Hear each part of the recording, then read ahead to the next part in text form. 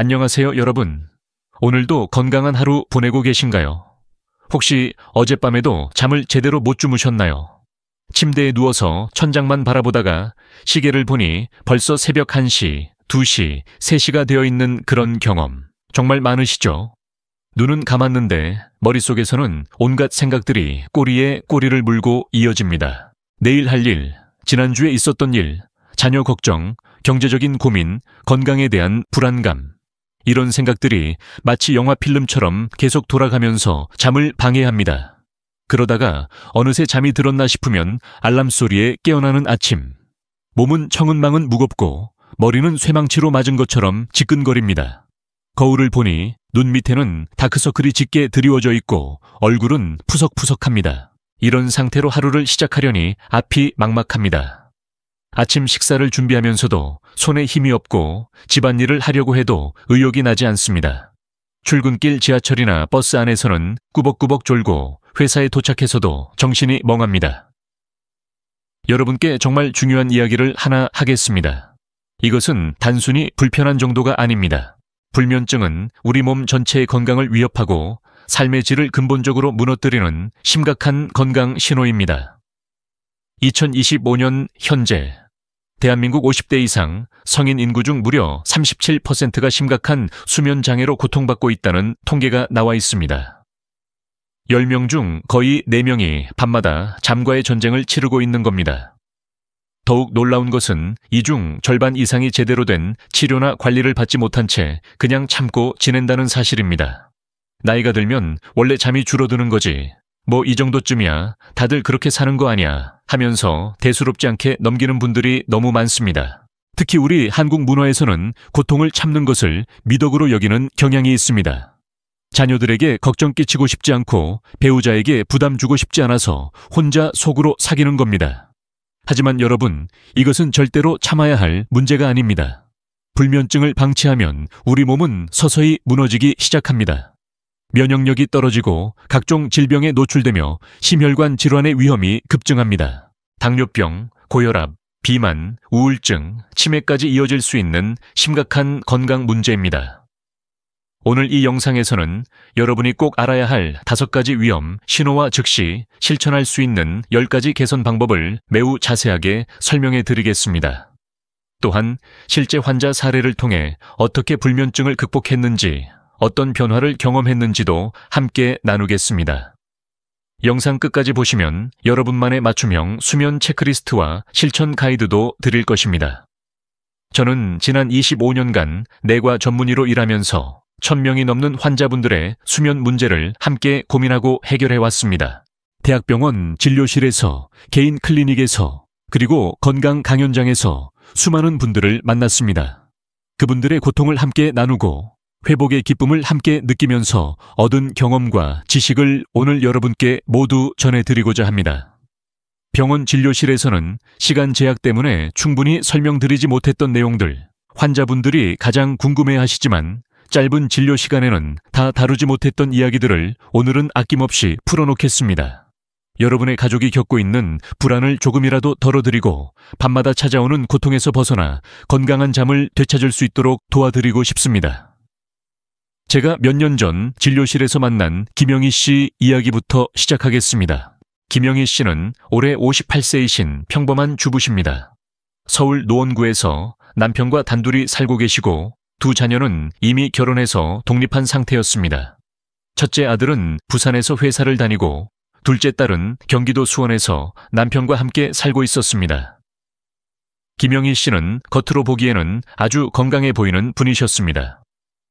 키는 160cm 정도의 체중도 적당했고 혈압이나 혈당도 정상 범위였습니다. 얼굴에는 항상 밝은 미소가 있었고 주변 사람들에게 친절했습니다.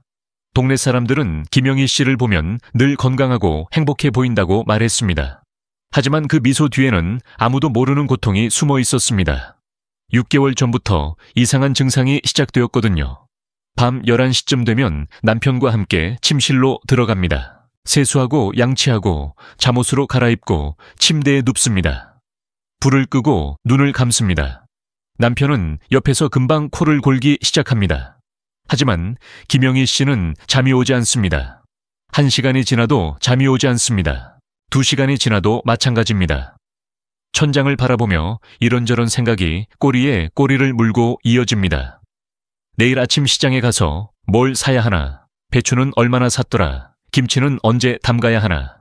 둘째 딸이 요즘 임신 중인데 잘 지내고 있을까? 입덧은 괜찮을까? 병원에는 제때 가고 있을까? 첫째 아들은 부산에서 혼자 사는데 밥은 잘 챙겨 먹고 있을까? 회사 일은 힘들지 않을까? 낮에도 상황은 마찬가지입니다. 설거지를 하다가 접시를 떨어뜨릴 뻔합니다. 빨래를 넣는데 어디에 뭘 넣었는지 기억이 안 납니다. 청소를 하려고 청소기를 꺼냈다가 뭘 하려고 했는지 잊어버립니다.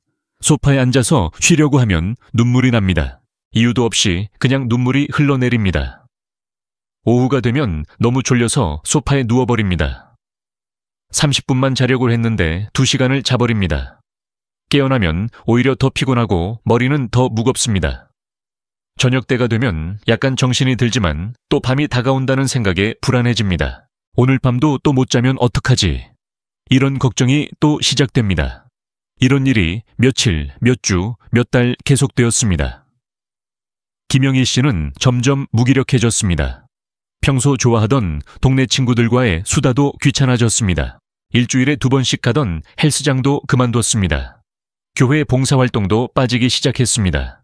집에만 있고 싶고 아무도 만나고 싶지 않았습니다. 사소한 일에도 짜증이 났습니다. 남편이 양말을 아무데나 벗어놓으면 화가 치밀었습니다. 딸이 전화해서 이것저것 물어보면 귀찮았습니다. 텔레비전을 봐도 재미가 없고 책을 읽어도 내용이 머리에 들어오지 않았습니다. 음식 맛도 느껴지지 않았습니다. 세상이 흑백으로 보이는 것 같았습니다. 하지만 남편은 물러서지 않았습니다. 아니야, 예전의 당신이 아니야. 뭔가 문제가 있는 것 같아. 제발 병원에 가봐. 나도 같이 갈게. 남편의 간곡한 말에 김영희 씨는 결국 눈물을 터뜨렸습니다. 실은요, 밤마다 잠을 못 자서 너무 힘들어요. 몇 달째 이래요. 처음에는 일시적인 줄 알았는데 점점 더 심해지는 것 같아요. 낮에는 아무것도 할 수가 없어요. 머리는 멍하고 몸은 청은망은 무거워서 정말 미칠 것 같아요. 남편한테 걱정 끼치고 싶지 않아서 말 안 하고 혼자 참았는데 더 이상은 못 참겠어요. 저 어떡하면 좋아요? 아내의 울음을 보며 남편도 눈시울이 붉어졌습니다. 왜 진작 말하지 않았어? 혼자 그렇게 힘들었구나. 미안해. 내가 몰라봐서 미안해. 내일 당장 병원 예약할게. 같이 가자. 꼭 나을 거야. 다음날 2사람은 함께 병원을 찾았습니다. 김영희 씨는 진료실 의자에 앉자마자 또 눈물부터 흘렸습니다. 선생님, 저 정말 이상한 걸까요? 밤마다 잠을 못 자니까 낮에는 아무것도 할 수가 없어요. 머리는 멍하고 몸은 청은망은 무거워서 집안일도 제대로 못하겠어요. 남편한테 미안하고 자식들한테도 걱정 끼치고 싶지 않은데 이러고 있으면 안 될 것 같아요. 저 어디가 잘못된 걸까요? 저는 김영희 씨의 손을 잡고 천천히 말씀드렸습니다. 이상한 게 전혀 아니에요. 많은 분들이 같은 고민을 하고 계십니다. 불면증은 흔한 질환이고 충분히 치료 가능한 문제예요. 혼자 참고 지내서 오히려 더 악화된 것뿐이에요. 지금부터 함께 원인을 찾아보고 해결 방법을 찾아가면 분명히 나아지실 수 있습니다. 걱정하지 마세요. 제가 도와드릴게요. 자세한 문진을 시작했습니다. 언제부터 증상이 시작되었는지, 하루에 몇 시간이나 자는지, 잠들기까지 얼마나 걸리는지, 밤에 몇 번이나 깨는지, 아침에 일어났을 때 기분은 어떤지, 낮에 졸음은 어떤지, 스트레스는 없는지, 특별한 걱정거리는 없는지 하나하나 물어보았습니다.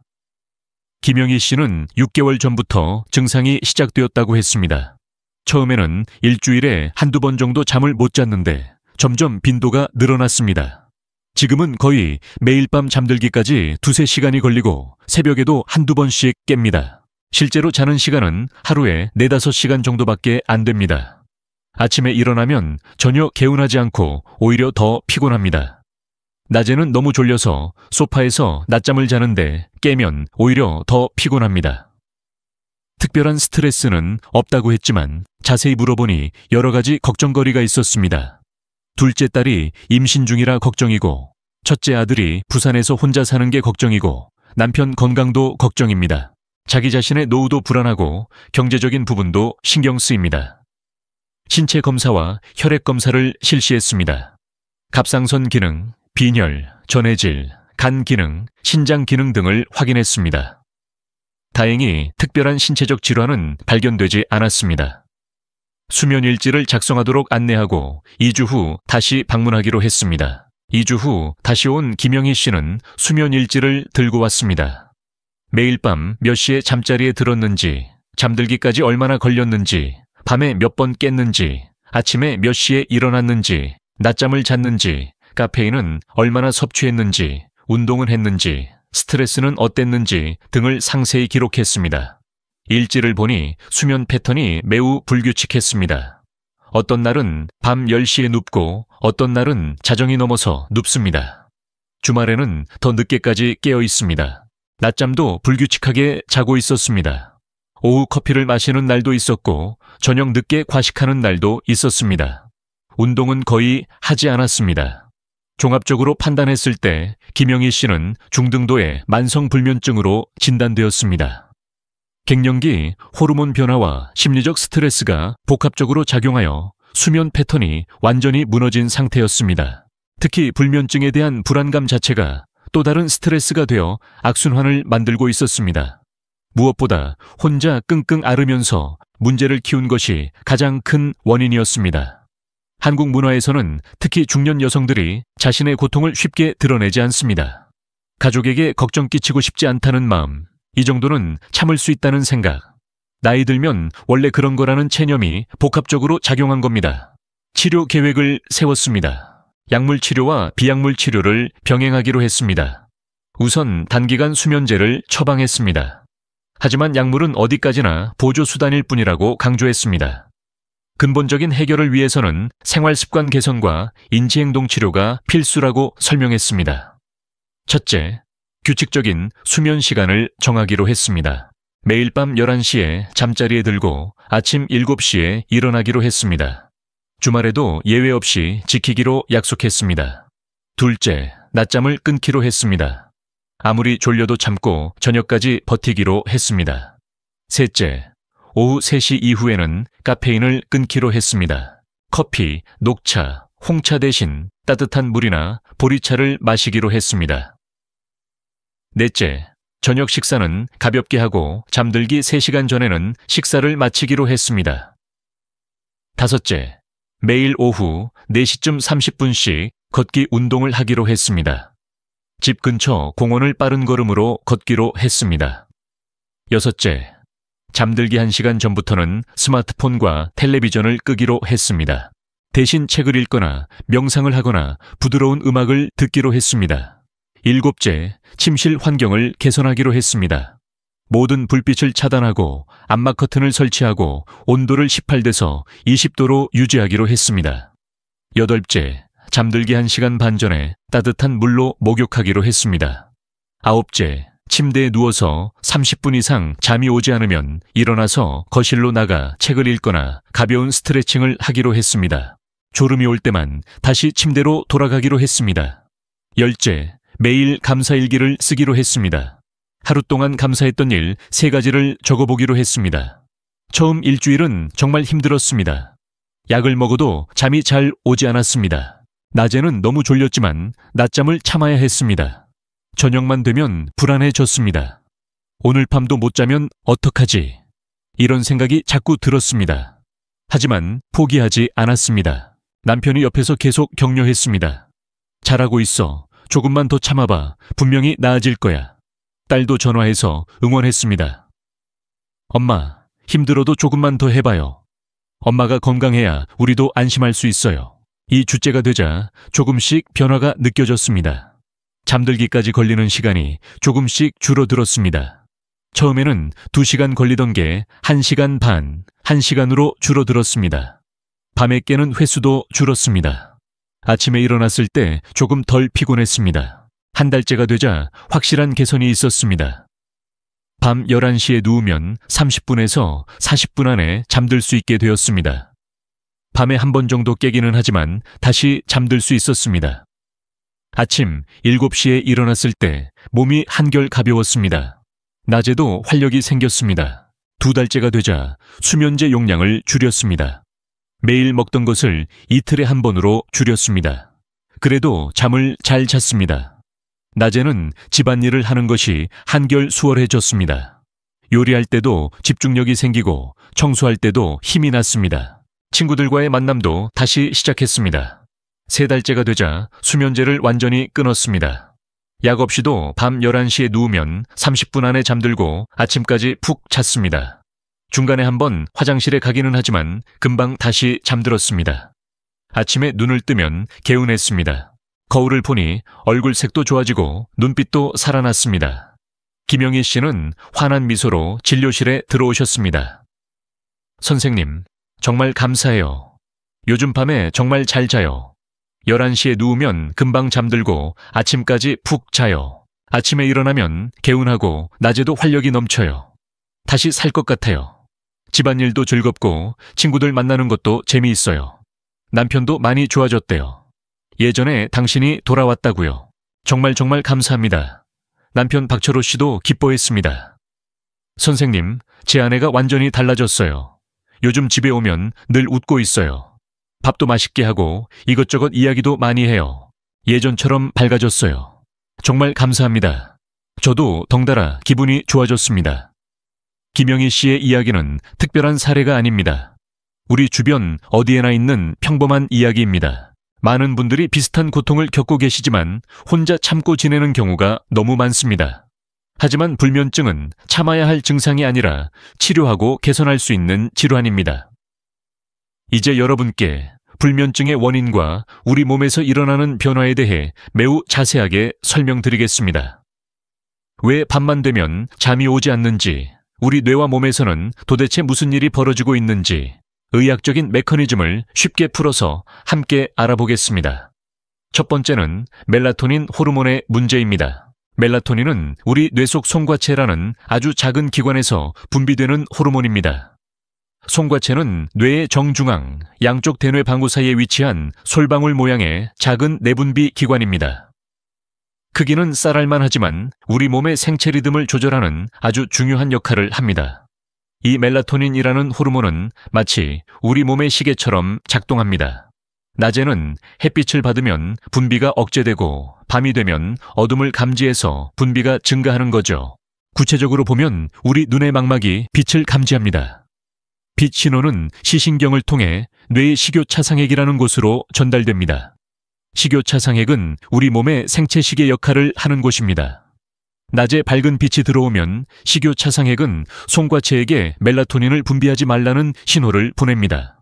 그래서 낮에는 멜라토닌 수치가 낮아지고 우리는 깨어있게 됩니다.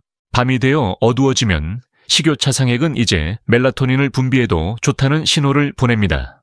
그러면 송과체에서 멜라토닌이 분비되기 시작합니다. 보통 저녁 9시쯤부터 멜라토닌 분비가 시작됩니다. 밤 11시에서 새벽 2시 사이에 분비량이 최고조에 달합니다. 이때 멜라토닌 수치는 낮보다 10배 이상 높아집니다. 멜라토닌이 충분히 분비되면 우리 뇌는 이제 밤이구나, 잘 시간이구나 하고 인식하게 됩니다. 천이 약간 낮아지고 혈압이 내려가고 심박수가 느려지면서 몸 전체가 수면 모드로 전환됩니다. 그런데 나이가 들수록 이 멜라토닌 분비량이 줄어듭니다. 연구에 따르면 20대의 멜라토닌 분비량을 100으로 보았을 때 50대는 절반 정도, 70대는 4분의 1 수준으로 감소한다고 합니다. 마치 시계의 건전지가 약해진 것처럼 몸의 수면 신호가 약해지는 겁니다. 그러니 밤이 되어도 잠이 잘 오지 않는 거죠. 게다가 현대인들의 생활 습관이 멜라토닌 분비를 더욱 방해합니다.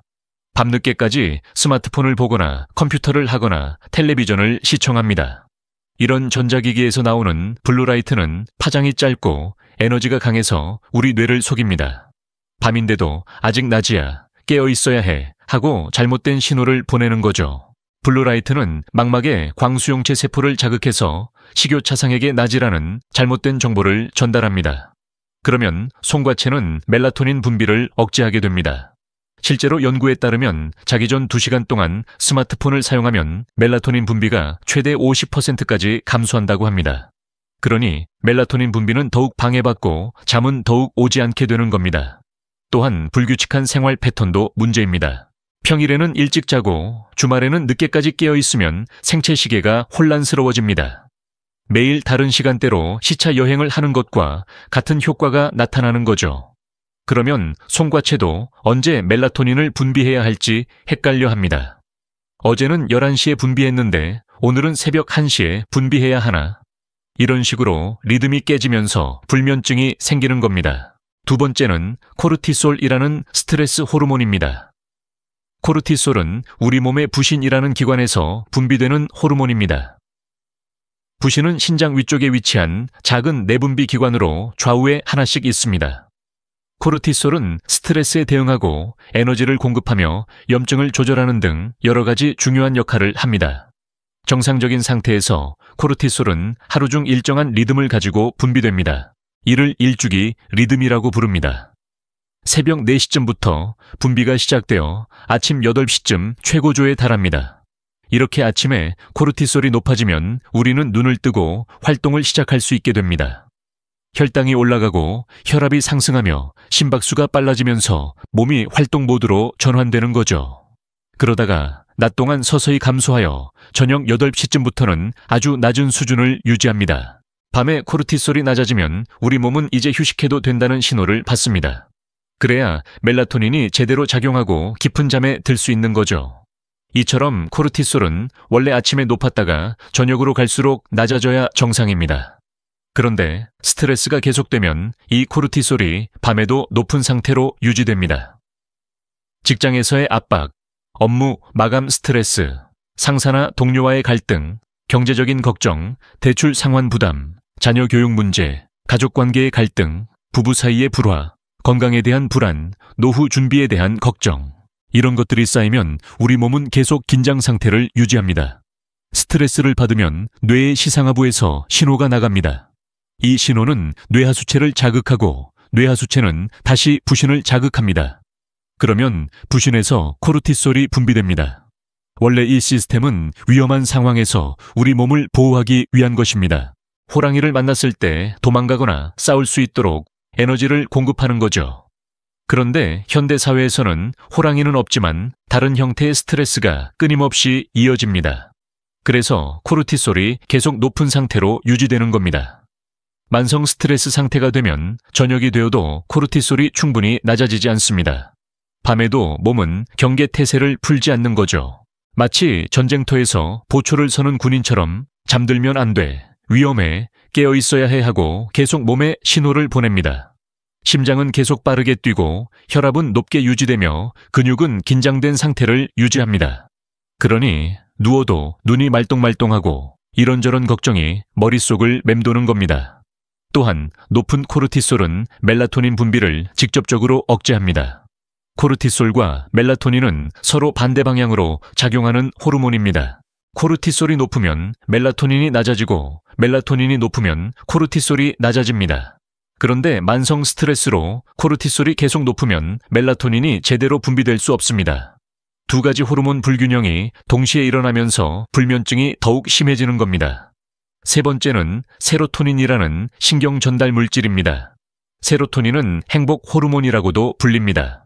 뇌에서 기분을 조절하고 마음을 안정시키며 감정을 조절하는 역할을 합니다.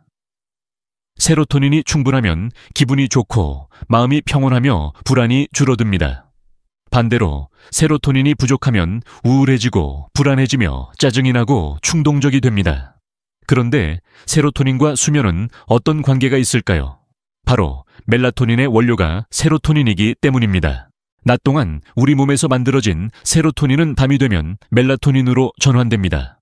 즉, 낮에 세로토닌이 충분히 만들어져야 밤에 멜라토닌도 충분해지는 겁니다. 세로토닌이 부족하면 밤에 멜라토닌도 부족해져서 잠을 못 자게 됩니다. 그리고 잠을 못 자면 다음날 세로토닌이 더 부족해집니다. 이런 악순환이 계속되면서 불면증과 우울증이 함께 오는 경우가 많습니다. 세로토닌은 어떻게 만들어질까요?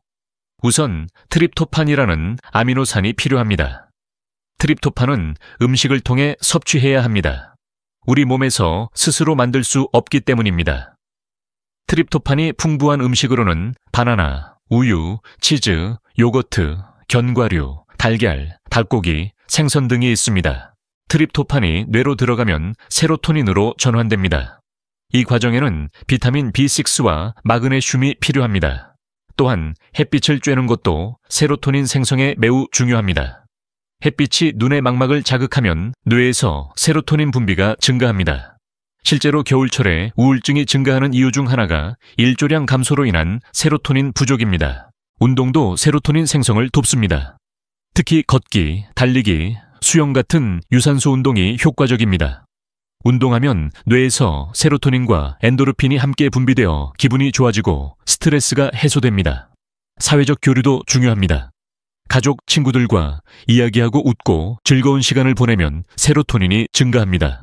그런데 현대인들은 대부분 실내에서 생활합니다.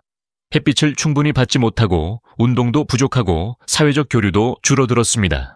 특히 코로나 이후로 이런 현상은 더욱 심해졌죠. 재택근무를 하면서 하루 종일 집 안에만 있고 사람들과의 만남도 줄었습니다. 그러니 세로토닌이 충분히 만들어지지 않고 결국 밤에 멜라토닌도 부족해져서 잠을 못 자게 되는 겁니다. 낮에 세로토닌 부족으로 기분이 우울하고 불안하고 밤에 멜라토닌 부족으로 잠을 못 자는 이중고를 겪게 되는 겁니다. 네 번째는 천 조절의 문제입니다. 우리 몸은 잠들기 위해서는 천이 약간 낮아져야 합니다. 이것은 많은 사람들이 잘 모르는 사실인데 수면과 천 조절은 밀접하게 연결되어 있습니다.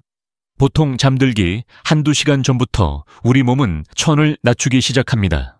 구체적으로 보면 저녁 8시쯤부터 손과 발로 열을 방출하기 시작합니다. 피부 표면의 혈관이 확장되면서 몸 안쪽의 따뜻한 혈액이 피부로 나와 열을 방출하는 겁니다. 그래서 잠들기 전에 손발이 따뜻해지는 것을 느낄 수 있습니다. 이렇게 손발을 통해 열이 빠져나가면 몸의 중심 온도, 즉 심부천이 낮아집니다. 심부천이 약 0.5도에서 1도 정도 낮아지면 뇌는 이제 잘 준비가 되었구나 하고 인식하게 됩니다. 낮아진 천은 멜라토닌 분비를 촉진하고 수면을 유도하는 다른 신경 전달 물질들도 활성화시킵니다. 그래서 자연스럽게 졸음이 오고 잠에 들게 되는 겁니다. 잠이 든 후에도 천은 계속 낮아집니다. 새벽 4시쯤 가장 낮은 온도에 도달합니다. 그러다가 아침이 가까워지면 다시 천이 올라가기 시작합니다. 천이 상승하면서 우리는 자연스럽게 깨어나게 됩니다. 이처럼 천의 상승과 하강이 수면과 각성의 리듬을 만드는 겁니다. 그런데 이 천 조절이 제대로 이루어지지 않으면 잠들기 어렵습니다. 침실 온도가 너무 높으면 문제가 됩니다. 우리나라는 특히 온돌 문화가 있어서 겨울에 방바닥을 따뜻하게 하는 경우가 많습니다. 하지만 너무 뜨거우면 오히려 숙면에 방해가 됩니다. 몸이 열을 방출할 수 없어서 심부천이 내려가지 않기 때문입니다. 이상적인 침실 온도는 18도에서 20도 정도입니다. 조금 서늘하다고 느껴질 수 있지만 이 온도가 수면에 가장 좋습니다. 너무 추워서 떨면 안 되지만 약간 서늘한 정도가 좋습니다. 이불은 너무 두껍지 않은 것이 좋고 통기성이 좋은 소재를 선택하는 것이 좋습니다. 또 잠들기 직전에 뜨거운 물로 샤워를 하면 안 됩니다. 뜨거운 물에 몸을 담그면 천이 올라갑니다. 그러면 잠들기 어려워집니다. 대신 잠들기 1시간 반 전쯤 따뜻한 물에 15분에서 20분 정도 목욕하는 것이 좋습니다. 목욕 직후에는 천이 올라가지만 시간이 지나면서 천이 급격히 내려갑니다. 이 하강 곡선이 자연스러운 졸음을 유도하는 겁니다. 격한 운동도 마찬가지입니다. 저녁 늦게 헬스장에 가서 무거운 역기를 들거나 빠르게 달리면 천이 올라갑니다. 또한 아드레날린과 코르티솔도 분비되어 각성 상태가 됩니다. 그러면 잠들기 어려워집니다. 운동은 오후 4시에서 6시 사이에 하는 것이 가장 좋습니다. 이 시간에 운동하면 저녁 무렵 천이 자연스럽게 내려가면서 수면을 돕습니다. 5번째는 카페인과 알코올의 영향입니다. 많은 분들이 커피는 오전에만 마시니까 괜찮다고 생각하십니다. 오후 2, 3시에 마신 커피 한 잔 정도는 문제없을 거라고 생각합니다. 하지만 카페인은 우리가 생각하는 것보다 훨씬 오래 몸속에 머뭅니다. 카페인의 반감기는 평균 5시간입니다. 반감기란 물질의 양이 절반으로 줄어드는 데 걸리는 시간을 말합니다. 즉, 오후 3시에 커피 한 잔을 마셨다면 저녁 8시에도 그 절반이 몸속에 남아있다는 뜻입니다. 그리고 새벽 1시에도 4분의 1이 남아있습니다. 개인차가 있어서 어떤 사람은 반감기가 7시간에서 10시간까지도 됩니다. 카페인은 뇌의 아데노신 수용체를 차단합니다. 아데노신은 우리를 졸리게 만드는 물질입니다. 하루 동안 활동하면서 뇌에서 아데노신이 쌓입니다. 아데노신이 수용체에 결합하면 우리는 피곤함을 느끼고 졸음이 옵니다. 그런데 카페인이 이 수용체를 차단해버리면 아데노신이 작용할 수 없게 됩니다. 그래서 카페인을 섭취하면 피곤함을 느끼지 못하고 계속 깨어있게 되는 겁니다. 문제는 카페인이 사라진 후입니다. 카페인이 수용체에서 떨어지면 그동안 쌓여있던 아데노신이 한꺼번에 작용하면서 급격한 피로감이 몰려옵니다. 이것을 카페인 크래시라고 부릅니다. 그래서 오후에 커피를 마신 사람들이 저녁에 갑자기 피곤해지는 것입니다. 하지만 이미 수면 리듬이 깨져버려서 막상 잠자리에 들면 잠이 오지 않습니다. 또한 카페인은 멜라토닌 분비를 억제합니다. 연구에 따르면 자기 전 6시간 이내에 카페인을 섭취하면 멜라토닌 분비가 최대 40분 정도 지연된다고 합니다. 그러니 밤 11시에 자고 싶다면 최소한 오후 5시 이후에는 카페인을 피해야 합니다. 가능하면 오후 3시 이후에는 커피, 녹차, 홍차, 콜라, 에너지 음료 같은 카페인 음료를 마시지 않는 것이 좋습니다. 알코올은 더 교묘합니다.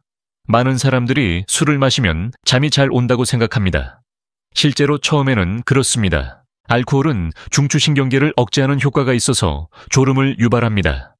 그래서 술을 마시고 나면 빨리 잠들 수 있습니다. 한국에는 속칭 잠주라는 말도 있고 불면증 때문에 잠들기 전에 소주 한 잔씩 마시는 분들도 계십니다. 하지만 알코올은 수면의 질을 크게 떨어뜨립니다. 우선 렘수면 단계를 감소시킵니다. 렘수면은 꿈을 꾸는 단계로 뇌가 하루 동안의 경험을 정리하고 기억을 저장하며 감정을 조절하는 중요한 시간입니다.